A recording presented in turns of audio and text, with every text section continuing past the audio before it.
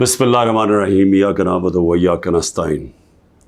میرے پاکستانیوں، میں ابھی رات کے تقریباً 12 بجنے لگے ہیں، تو میں آپ کے سامنے صرف مختصر بات کرنا چاہتا ہوں، اور وہ بات ہے یہ جو سارا توشہ خانہ کا ڈرامہ چل رہا ہے۔ تو میں یہ واضح کر دوں کہ یہ ضروری آپ کا سمجھنا ہے کہ یہ توشہ خانہ یہ ہے کیا۔ یہ توشہ خانہ 70 سال سے ایک ہی قانون بنا ہوا ہے توشہ خانہ کا، جو جس کو بھی تحفے ملتے ہیں 70 سال سے، چاہے prime minister, president, minister, army chief, وہ ساروں کا ایک ہی قانون ہے۔ اسی قانون کے مطابق جو بھی توشہ خانہ سے میں نے چیزیں لی، اس قانون کے مطابق چلا۔ اب یہ کیس جو توشہ خانہ کا چلنا شروع ہوا، یہ آپ کو سمجھنا چاہیے کہ اس کیس کے اوپر، یہ توشہ خانہ کیس کے اوپر میرے گھر کے اوپر حملہ ہوا۔ 4 دن پہلے پولیس پہنچ گئی کہ جی آپ نے وہ توشہ خانہ کا ایک میجسٹریٹ کے سامنے کیس سننے جانا ہے۔ 4 دن پہلے پولیس پہنچ گئی، اور یہاں پورا میرے گھر کے اوپر 26 گھنٹے اٹیک ہوا۔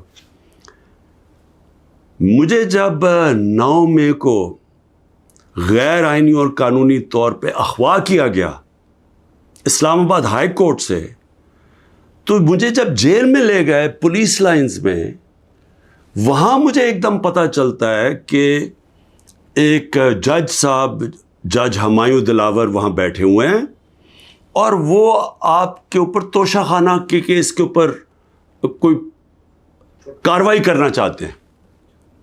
نہ میرا وکیل، نہ مجھے کیس کا پتہ، اور پتہ چلتا ہے کہ وہ ادھر آ کے میرے اوپر فرد جرم لگا کے چلے جاتے ہیں۔ فرد جرم لگا سکتے ہی نہیں جب تک کہ میرے اوپر، جب تک مجھے پوری طرح بتایا نہ جائے کہ وہ ہے کیا، میرے سامنے فرد جرم لگتا ہے یا میرے وکیل کے سامنے۔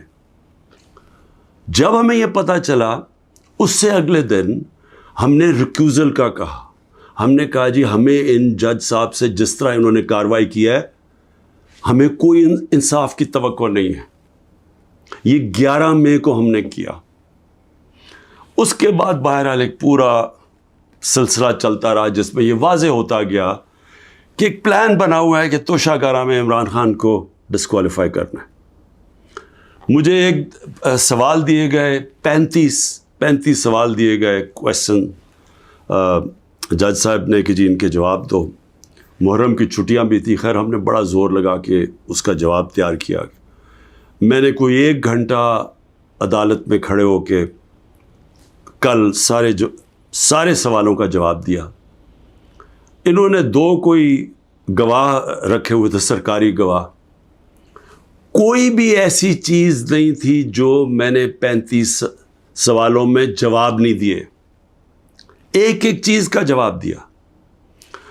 اور ایک جگہ جو یہ بات کدھر پھنس رہی تھی جی، کہ آپ نے جی یہاں توشہ خانہ نہیں لکھا، یعنی ہم نے سارے پیسے سب ڈکلیئرڈ تھے، جتنے توشہ خانہ کے پیسے تھے بینک میں ڈکلیئرڈ تھے، وہ سارے میرے الیکشن کمیشن کے سامنے ڈکلیئرڈ تھے، وہ میں جو FBR تھی اس کے سامنے ڈکلیئرڈ تھی، ویلتھ ٹیکس میں ڈکلیئرڈ تھا، سب کچھ ڈکلیئرڈ ہے۔ ایک جگہ پہ کہتے جی یہ پیسہ تو ہے، لیکن یہاں اس کے اوپر توشہ خانہ نہیں لکھا۔ اب یہ میرے اکاؤنٹنٹ نے بھرا ہوا تھا، 40 سال سے میری وہی اکاؤنٹنگ فرم ہے۔ تو میں نے اپنے گواہ میں لکھا کہ یہ اکاؤنٹنٹ کا کام ہے آ کے آپ کو ایکسپلین کرے، پیسے تو ہیں کہ جی اس نے توشہ خانہ پیسے کے آگے لکھا یا نہیں لکھا۔ حالانکہ وہ اکاؤنٹنٹ کلیئر ہے کہ قانونی طور پہ اس نے ٹھیک کیا۔ اب وہ اکاؤنٹنٹ نے آنا تھا۔ آج پتہ چلتا ہے جج صاحب کہتے ہیں جی 1 گھنٹے میں گواہ کو پروڈیوس کرو۔ گواہ راستے میں ہوتا ہے، کہتے اب ہم نے کینسل کر دیا، اب کوئی گواہ آپ سامنے نہیں لا سکتے۔ میں یہ سوال پوچھتا، یہ کوئی ملٹری ٹرائل ہو رہا ہے، میرا رائٹ، میرا حق ہے فیئر ٹرائل کے لیے، یعنی ایک دم گواہ کینسل کر دیے۔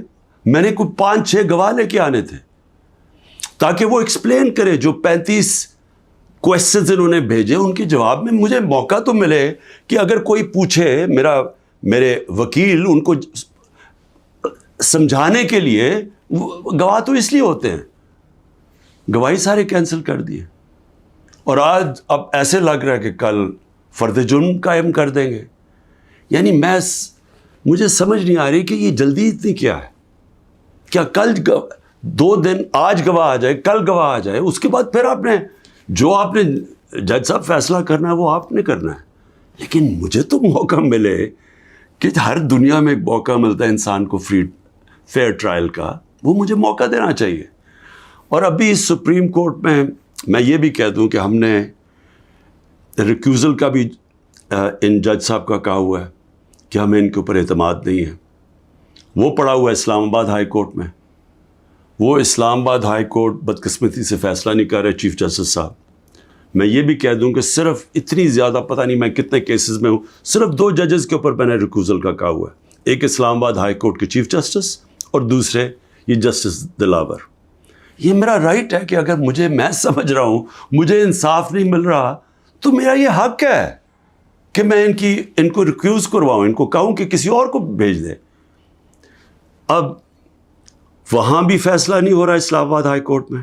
ہم سپریم کورٹ میں گئے ہیں، سپریم کورٹ کہہ رہے ہیں کہ اسلام آباد ہائی کورٹ فیصلہ کرو، اور سپریم کورٹ نے کہا کہ تب تک انہوں نے جسٹس دلاور نے فیصلہ نہیں کرنا جب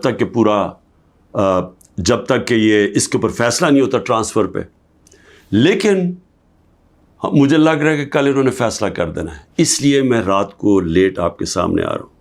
میں آخر میں ایک اور بات کہتا چلوں کہ فیس بک پہ 2014 میں جسٹس دلاور نے اپنی فیس بک پہ میرے اوپر ایسے ریمارکس دیے ہوئے ہیں جس سے لگتا ہے کہ وہ مجھے انصاف نہیں دے سکتے. یعنی ان کی ایک پرسنل ڈسلائک اس میں سامنے آ رہی ہے. ہم نے یہ چیف جسٹس صاحب اسلام آباد والوں کو کہا کہ دیکھیں یہ پریجوڈسڈ ہے. انہوں نے جا کے ایف آئی اے کو کہا کہ بتاؤ کہ جناب یہ ٹھیک ہے یا نہیں، یہ جو فیس بک پہ ان کی پوسٹ تھی. ایف آئی اے نے وہ چیک کر کے کہ کیونکہ وہ ڈیلیٹ کر چکے تھے پوسٹ، انہوں نے واپس کہا دی وہاں تو پوسٹ ہی نہیں ہے. دیکھیں بڑا آسان کام ہے. اگر آپ اس ملک پہ انصاف چاہتے ہیں، میں چیف جسٹس صاحب اسلام آباد آپ کو بھی کہتا ہوں اور ایف آئی اے آپ کو بھی کہتا ہوں، ایک فیس بک کو ایک صرف لیٹر جانا چاہیے آپ سے، ایک ای میل کریں کہ یہ کیس ہو رہا ہے. 90 دن تک ان کے پاس ریکارڈ ہوتا ہے. اگر آپ ڈیلیٹ بھی کر دیں کوئی پوسٹ تو 90 دن تک فیس بک کے پاس اس کا ریکارڈ ہے. صرف ایک ای میل کی ضرورت ہے. پتہ چلوا لیں کہ کیا انہوں نے واقعی انہوں نے پوسٹ کی تھی یا انہوں نے نہیں کی تھی. آدھے گھنٹے میں سارا اس کا پتہ چل جائے گا کہ کیا جسٹس دلاور نے واقعی وہ میرے اوپر جو بڑی ان کا مائنڈ شو کرتا ہے کہ وہ شاید میرے سے انصاف نہ کر سکیں، وہ پوسٹ میں ریفلیکٹڈ ہے. پتہ چل جائے گا کہ ہے یا نہیں ہے.